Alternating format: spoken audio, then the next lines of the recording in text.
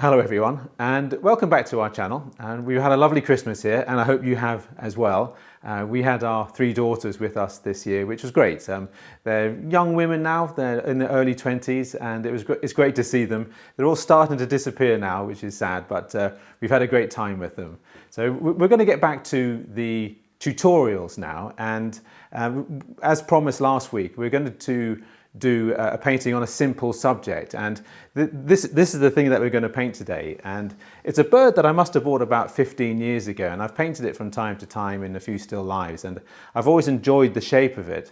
It's one of my favorite things to paint, and we're going to have a try at this and paint it within this impressionistic style, which I love so much. And we'll give this a go, and hopefully we can together produce something interesting. One of the things we've just found, we've just been reviewing some of the tape of what we've just been doing, and we got about halfway through the drawing and the painting of it, and we sort of reviewed the pictures afterwards, and we found that the microphone plug was plugged into the headphone jack, so we didn't have any sound. So this is our second take of it now. I'm not blaming Tanya at all, I'm not blaming her at all. It was my fault for not checking. So anyway, we're going to go through the second take of this now. Before we get going, I think it's important to talk about drawing, which is a fascinating subject in itself, and I think that it's not talked enough about within watercolour painting, and it's a very specific type of drawing that we're interested in. And what I feel about it is that the drawing in watercolour is a brief affair. It's not a long-winded affair. You're trying to get the basics of what you're drawing down on the paper, and no more than that. And I think that's a really important part. There's no point in my estimation of doing a very complex drawing and then which takes half an hour or something like that, and then painting. My preference is a drawing which takes a few minutes, if that, and then you start painting. And it's the painting that refines the picture, not the drawing. We'll go straight into the drawing now, and again it's going to be a simple affair. I do love simplicity, and I don't want to make things overly complicated. So here goes.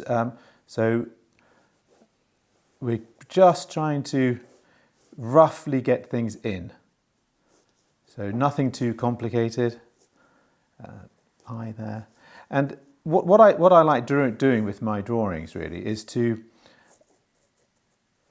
work everywhere on it. I don't want to focus on one particular area for very long. When you focus in one particular area for very long, what I find happens is that the scale goes wrong in the picture. And I think it's really good to work everywhere. Okay, you see how that's coming together? One thing about mistakes in drawings is that some people are sort of very concerned about making mistakes in drawings, and obviously you can't make too many mistakes, but when you make a mistake they want to rub it out, but I think that's not the right thing to do. You want to leave your mistakes in, because a mistake is a guide for the future. So if you rub it out, you've lost your guide. You know that mistake is wrong there, say, but don't rub it out. Just make the correct mark and use that mistake as your guide. So mistakes, I think, are a really important part of drawing, and they make it better in the end. Okay, so that's the bird sort of in there done, and now we've got the post coming down. One thing I do remember is something I read about Van Gogh's drawing. In that Van Gogh drawing, he said, take me no time at all, just a few minutes. I'm not concerned about that. He wants to get into painting. And his drawings were incredibly brief, just a few minutes.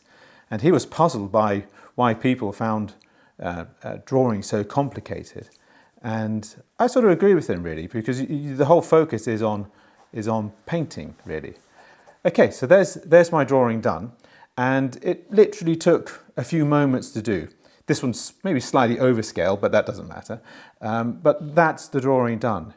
And I tried not to focus on any particular area for very long. My hand was moving everywhere, and I can see that now I've made that bit a little bit thin, so I'll just correct that, and then maybe that's wrong a bit. But so it's a refining process. So that's that's good for me. I don't need any more than that. Maybe the beak could be a bit longer there. So that's it. So it's a very quick process, really. That's my drawing done now. I've put a jacket on now because it's freezing in here. So it's these Scottish houses. They're so big. These rooms are huge in Edinburgh, and to other places in the world, it's like, wow, it's amazing. But in Edinburgh, it's actually quite common to have sitting rooms and lounges this sort of size. So they do get a bit cold, and we have huge windows as well, which let in all the drafts and not the rain, but the drafts, luckily. So anyway, so the next part of doing this is the painting side of it, and that's the part that is maybe a little bit terrifying, but we'll try and move to a way that is a more relaxed style of painting, really. And that's one of the reasons I love Impressionist painting, really, because you're not trying to be perfect. You're not trying to represent something like it's a photograph, and I wouldn't want to do that, really, because it would take the fun out, for me, it would take the fun out of painting. So it's trying to get this Impressionist feel of the painting together. So I'm going to be using the same techniques that I've done before about mixing on the palette, about trying to keep the colours separate and fresh. You can't always do it. You can't always have the colours not mixed up perfectly, and that's part of it as well. So the first wash, you really are trying your best anyway, but as you get later in, with more pale washes, it's more difficult to get that separation of colour. But certainly in the first part, that's what we're going to try and do. Okay, so we're going to start with the same palette I always use. I don't really change anything in my colours, really. So you can find out more about those on previous videos I've done and see what they're like. So the two colours I like most of all, I've always said this, is the burnt umber and ultramarine blue. I often start a painting in that way. I just like those two colours because they have a nice grayscale to them, really, when they're mixed together. So starting it. So again, just like the drawing, my watercolour is an extension of the ideas of the drawing, really, where I want to not focus on everything, really. I don't really want to right, I'm going to do the eye and I'm going to get that right. No, I don't want to do that. I want to focus on painting everything in the first layer, so I've covered everything. Right, so we'll mix up the first colours, and we're going to mix them up into little sections, really. So there's the burnt umber going down. Mix it up. Clean the brush. Always clean the brush between each colour selection. So then we got the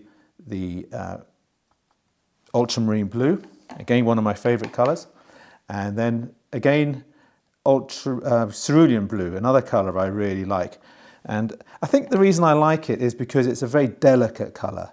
It's a lovely delicate blue, and it's soft, and I really enjoy cerulean blue, one of my essential colours.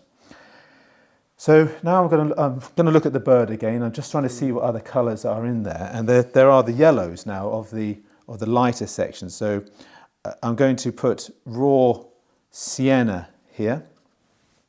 So raw sienna, a bit more. So these are just creating pre-mixed up wells, really, of colour. And I'm going to put a bit of yellow ochre in there as well. So all the colours are divided, really, into two separate types of pigment, really. So you have the two colours I like most of all, which are burnt umber and ultramarine blue, which are transparent colours. And I love the transparent colours. They give a sort of glow to the picture, but you can't have all your colours as being transparent because you just don't have the range of colour that you need. So cerulean blue is pretty much opaque, and so is yellow ochre. So I don't think ideally you'd like transparency, because that produces the luminosity of it. And in the same way with my greens, I do use greens out of the tube as well. So the Viridians and the Hooker's greens. I don't just mix yellow and blue together because I like the transparency. Some teaching says you've got to mix your own greens with blue and yellow, but then to me they become a little bit dead because they are opaque. So that's why I tend to like to use the Viridian and Hooker's green. Okay, so it's a very simple colour situation. There aren't many colours in this picture, But that doesn't mean to say I'm not going to paint in a colourful way. I want to introduce colour into things. I want to make the painting more lively. I'm not interested in painting it exactly as I see. Otherwise, it won't have that sort of richness about it. Right, so we'll start painting it. So first of all, I'm going to concentrate on the darker sides of it. So the back of the bird and the top of the head, I think, and the beak are the darker side. So let's get into doing that. So as you can see, so ultramarine blue there and burnt umber. So we'll mix a little bit of those together. See that? I'm not trying to over mix them, and we'll place those on the painting. So that's that first bit. And you can see, if you look carefully, how the colours are coming in together. Isn't that pretty? One of the things I love about watercolour is that when you put it down, it's so pretty. So then there's that section here. It's quite a dark section. And there. And then in the middle, you have a reflective nature. And I'm going to use cerulean blue on that one. So there we go, a little bit of cerulean blue. And that's sort of, because the window's behind us, it's giving a blue light coming into it. And I find that quite pretty. So the next part is the head. So I just put a bit of blue there because there's a sort of bright patch right in the middle, which I want to maintain. And then I'm going to go around it. Then we're going to come down to the beak of it.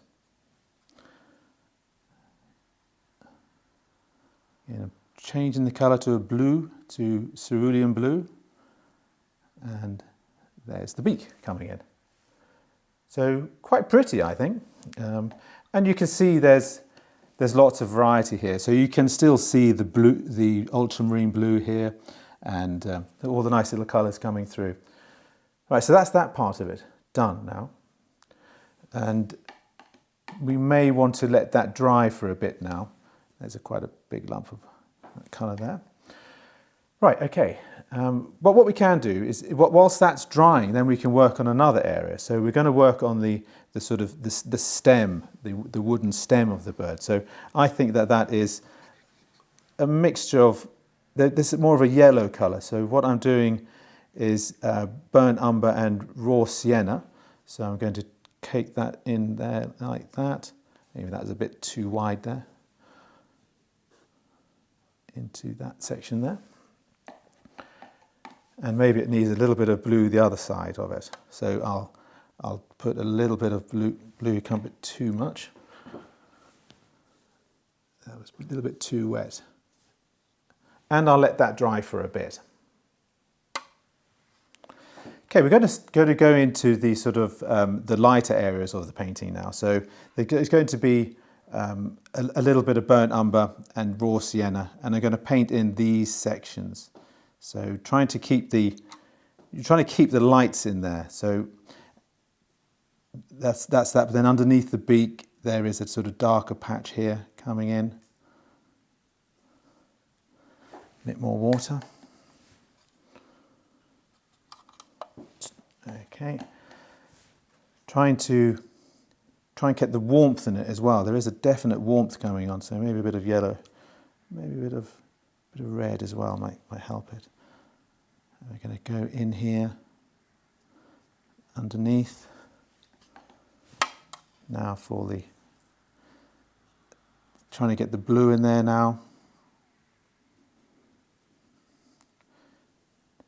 So it's a value study, really. You see the colours are quite pretty there. See the way that they've gone onto the paper. They've mixed on the paper, which I love. So again, now the cerulean blue, again one of my favourite colours. It's just so pretty. And we're going to produce the underside of the bird coming in there. Then come to the tail, which is a bit darker. that dark. So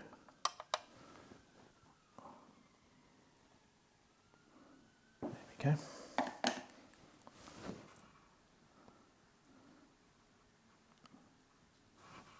There. Maybe what I quite like to do as well is I've got that colour here and I want to link it into certain other colours. So I'm going to take some of that colour and I'm going to link it into here so that the eye can really wander around it. Okay, that's nice. Now we're going to paint the base of the plinth of the bird, should I say. So it's very, very dark. So ultramarine blue and burnt umber. Okay, so place,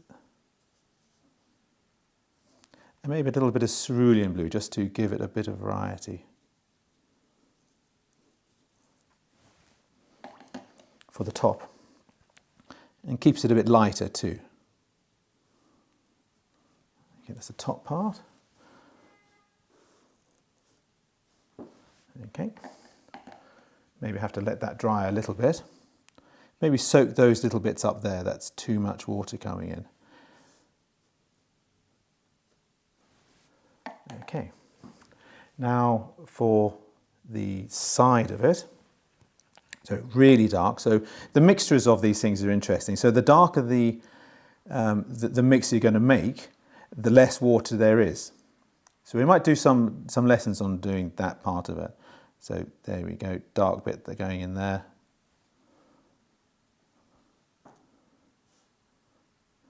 And maybe not quite as dark on the front.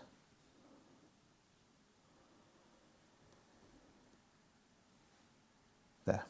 Oops. So that's provided the sort of base format of it. Right, we'll let that dry a little bit now. And we'll move into the second layer.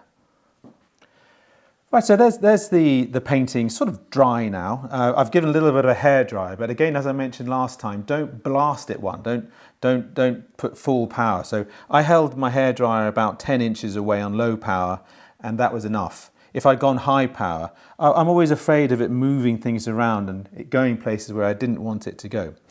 So you can see now that the painting's sort of there now. So this, as I explained before, is the lowest part of the pyramid. So I've painted everything, pretty much everything, and now we're moving up. So if you look at this painting, there are mistakes in it, and for example, some of the bits are too dark. So you can change that a bit, but don't do it too much.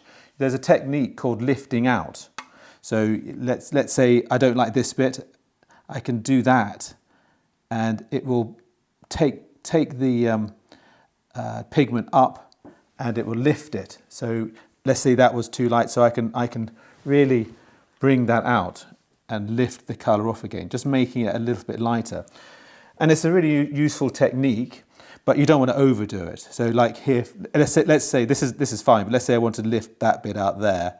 I can lift it out with a bit of water, dab it on a cloth, and that's just a little bit lighter. But it's an interesting, it's a good thing to know about. It's called lifting. So I've just made that part a little bit lighter there, just to help it out a bit. And you could do it. Let's say there I want to make that a little bit lighter. You can bring that out there. And see that?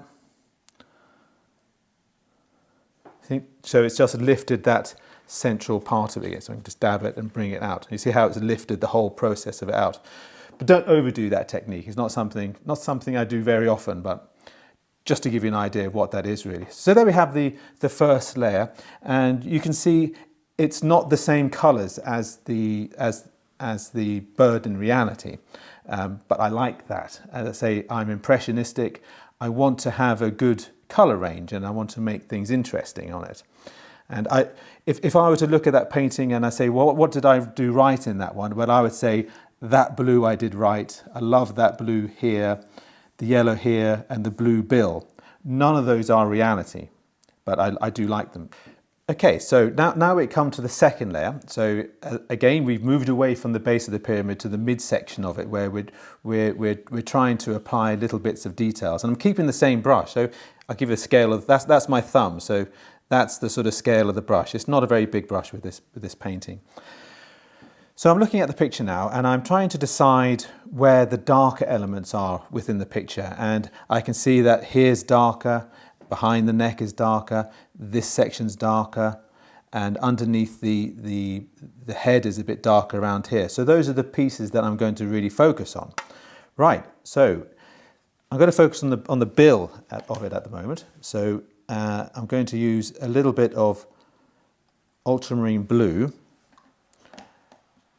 and maybe a little bit of cerulean blue, just to get that little bit darker on it. So this section here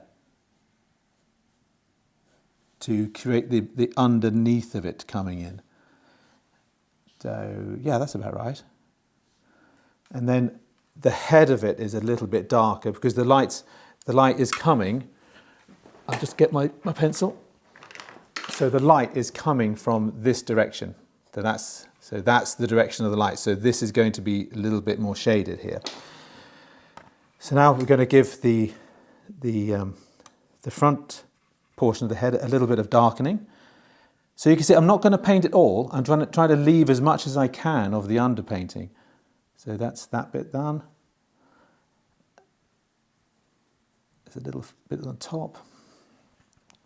Right, and now we're going to move around to the back of the head, and there's a darkening just behind the head.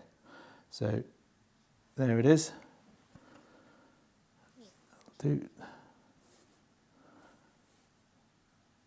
And then there's a little bit of darkening, which I'm going to use as cerulean blue again. So it makes a bit of cerulean blue behind the head here. There's an interesting darkening there. These are observation skills, really. You have to look very carefully at what you're painting and just sort of put in what you think is the change in value. And I use the term value because I learnt out of American books, some of the American books, and they used the word value, which is the French way of it. So in Britain we use the word tone, which means the same thing. It's basically the black and white scale. So okay, so now that'll be fine. So maybe dab a little bit of that off because that's a bit too much. Okay. And now we have this sort of dark section along the wing here. So I'm just focusing on what is light and dark. Okay, so a little bit of ultramarine blue again, and burnt umber. And we're going to bring in a section here of it. Maybe a lighter section as well. But I don't want to wreck this blue that's in there. I want to keep that as much as possible. And then there's a little section at the back, right in the tip here, which darkens. So I'm going to add that to it. There's like a rim of darkness here. That's good. Maybe too much. And then on the top of it, the top part of the tail feathers, that gets a bit darker as well. So I'm thinking that it's more of a brown and cerulean blue I'm going to put in. So I'm going to mix a cerulean blue here, like that, and a little bit of burnt umber I'm going to put in this bit here, and I'm going to mix them both together a bit, trying to maintain that separation of colour. And I'm going to put that on the back, right there. Okay. There. I quite like that. Now coming down the side of the bird, there are sort of ridges where the wood has been carved, and I'm going to put those in there. And moving towards the bottom of the bird now, to the base of it, again it's going to be a little bit darker. So again I'm going to use that soft, lovely cerulean blue, and I'm going to put that there, like that. And now underneath the head, there's quite a hard shadow, which is interesting. So that sort of occurs right there. It goes round the back. Right.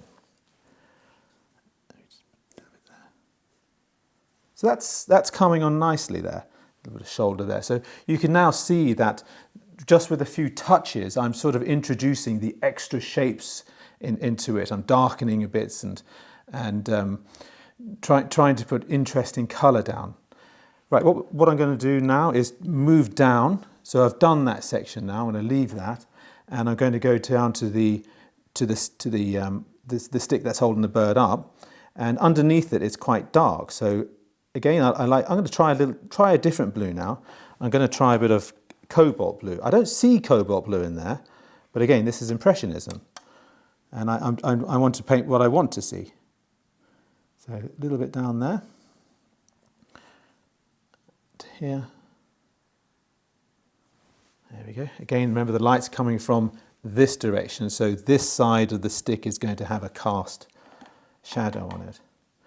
Now I'm going to keep on with the ultramarine blue, and I'm going to keep this is the shadow of the stick on the block. So there's the shadow there. Wasn't that effective? You've got to really look at that one. Now you can really feel that something's over the top of it. So that's that done. And maybe I'm going to introduce a little bit of darkening here. So I'm just going to use pure ultramarine blue to darken that shadow off. And maybe a little bit here and at the back as well. There we go. So again, always have a sort of shadow feature on the table, really, just to make sure that it's sort of sitting on something. So this is a bit of a risky part here. So I'm going to introduce a bit of a shadow coming across, and maybe the shadow of the bird coming in here, just to give a sense of something else is there. But, you know, that's good enough. So that is the end of the second layer. Right, so that's the second layer done now. And so we've moved up the pyramid and we come to the middle of it now. So whilst that's drying, it's interesting to just sort of have a look at it again and to sort of think about the final marks of it. One of the nice things about watercolour is that you have these little drying times, and you must make the most of these drying times, because those are the moments that you've got time to think and just to sort of think, well, okay, I've got this far. What am I going to do next? What's my next stage in this painting? And this period of drying is a sort of a reassessment that you've got to take and say, right, this is going to be my next move, and this is how am I going to improve that, and what's the next stage, and just that fiddly little brush marks. And those fiddly little brush marks are what's going to finish the painting off. So we're going to move into the last phase of the painting now, which is the twiddly brush phase of it. I quite like calling it twiddly brushes, I don't know why. So my twiddly brush is this little brush here. So that's the brush I have been using. So that's the scale, I'll put my thumb next to it. And now we're using this brush, which is much smaller. So I've had a look at the painting now, and there's only one or two things that I need to do, and that's really based around the eye, and the eye will give it a little bit of life. So this is the big change. So I'm painting a sort of darker section of it now. So again, the same techniques apply. If you look at the palette there, I'm still trying to pick up the variation of colour. So we'll get the eye in. So that's part of it. Moving around there. So you can do little bits of detail with Impressionist painting, but it's really just a question of keeping it to a minimum. I change that colour now to raw Sienna, just as a counterbalance to it. There you go, that's the eye sort of in. Now just soften it a bit.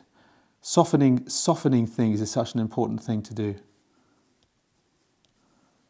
Okay, so there's the eye in, and you can see that has totally changed the picture. It's not the same painting anymore. It's given it life. So again, the next stage I'm going to do is the beak. It's just a twiddly brush, and that's just to give a little bit of this mark here around the beak, just to give it a little bit more delineation. Maybe a little bit more on the back, the head. So dab that a bit, just want to soften that in. So the fingers are a really useful tool for painting. Maybe just a little bit there as well, dampen it off. So that's the eye that's really brought things together now, quite nicely. And now we're going to move back to the back of to the tail of the bird again, and I'm going to introduce this sort of quite clean mark here. So it goes around the corner, but not too much. And that has, I think, pretty much done that section there now. Maybe just one or two marks of it. It's difficult to know when to stop in this phase. Sometimes you want to go on and on and on, but then it gets a little bit dangerous. Okay, so that's that part done. Maybe one or two bits of detail down here. And I think that's almost there. What we could do, which is, I would say that's pretty much finished now. And if I were in the field now, painting a landscape, I'll be getting maybe my pencil in there again, just to give it a bit of delineation here, just to make sure, you know, that the shape of it is going in. I always quite like that pencil work. I don't have to do it, but I just like it. Okay, this sort of brought it forward a bit more. I quite like the structure of pencil work. Okay, that's that there done now. I could leave it at that now. I'd be happy with that as that's it. It wouldn't bother me if I didn't go any further than that now. And that has fulfilled what I was looking to do. I was looking to produce a picture which basically looked like what I was painting, but with a difference. I'm trying to paint things not like a camera. I'm not interested in being like a camera on this. I'm interested in it being like a piece of art, like something that somebody's actually painted. And that's what that looks like to me. It's an interpretation. And it's the interpretation which is, that's the interesting thing. And I love that part of it. Like I say, we could leave it at that point now, or we could take a second look. So if the people, I'd be happy to leave that myself, but some people may want to maybe make it a little bit sort of more real. So with the risk of destroying the image, I'm going to try and make it a little bit more real for you. So let's say maybe we want to bring in a little bit, so with a bit of cerulean blue, bring in a little bit more of the front, say. So it's given a sense of the more rounded part of the chest of the bird. So maybe that would help it. So if you wanted to take it a little bit further, you might want to introduce white paint. Now white paint is, I don't know, some people don't like white paint, and I don't use it a huge amount, but I think it has a useful place, and I don't think it should be ignored. So, for instance, maybe I want to create a little bit of lightness there. For example, let's mix a bit of white paint, a Chinese white, and within the risk of making a mess of it, maybe a little dash there, and that maybe a dash there. So it's sort of giving that rounded effect again, and you can. It's horses for courses, really, and it's all to do with your aesthetics and your own personal taste. So maybe I could introduce a bit of white paint here, for example, and maybe up here. Yeah. So, and maybe you could put something along the back there. See how that's affected it. Now, traditionally, it's not liked. People don't like white paint in watercolour, but I'm not convinced. There we go. So, see, just here and there, it might add something to it. Yeah, maybe there, and maybe a couple of touches here. And there we have it. So I wouldn't do any more to that. It was just one or two touches, really, but I don't know whether you can tell, but I think that did improve it. Right, well, there we have the finished painting, and I like it. I like it. That's something that my daughter always has a go at me about when I say I like it. She always laughs at that. Makes me laugh now. So that's the bird, and I think it turned out pretty well. One of my other daughters has just come in. She's had the camera there. She's smiling away at me very merrily, and she said, "Oh, that's really nice. I quite like that." So yeah, it's all right, isn't it? So that's the end of that lesson, and I hope you got something from it and maybe learnt something. And as I say, I always think that with learning to paint that it's a revelation, it's having a realization that makes you move forward. When you can come away from a class and say, oh, I've learned something, that's the moment that you're getting better in life, and that's the moment that you're actually improving in your watercolour. It's not through the drudgery of endless hours of trying to practice it. It's the moments of realization that make you really, really get a lot better. And hopefully that's going to help you a lot. So my next classes are going to be on portrait painting, and it's a lovely, lovely subject, and it's a difficult thing to do. Admittedly, it is a difficult thing to do, but we'll try and break it down into easy stages to make it as easy as possible for you. So the next time that you'll be here with me, we'll be doing the fundamentals of the drawing of the picture, really, of the portrait. And the drawing of it is the really essential part of doing the portrait. If you can't draw, it makes life really difficult. So the first lesson really is going to be primarily about drawing, and I'll give you lots of tips on drawing and what you're trying to look out for. So I hope that's going to be interesting to you next time, and it's going to be a real eye-opener hopefully about what drawing is and what you're trying to do and the differences between drawing a landscape and drawing a portrait. Anyway, there we have it. We'll get off now, and I hope you enjoyed that, and I look forward to seeing you next time. If you could subscribe to my channel, that would be fantastic, and maybe a thumbs up. And I always like to hear comments. I like the comments, and I really enjoy commenting to the people and trying to help you improve and hopefully give you a bit of encouragement too. So there we have it, and I look forward to seeing you next time. Thanks very much. Bye bye.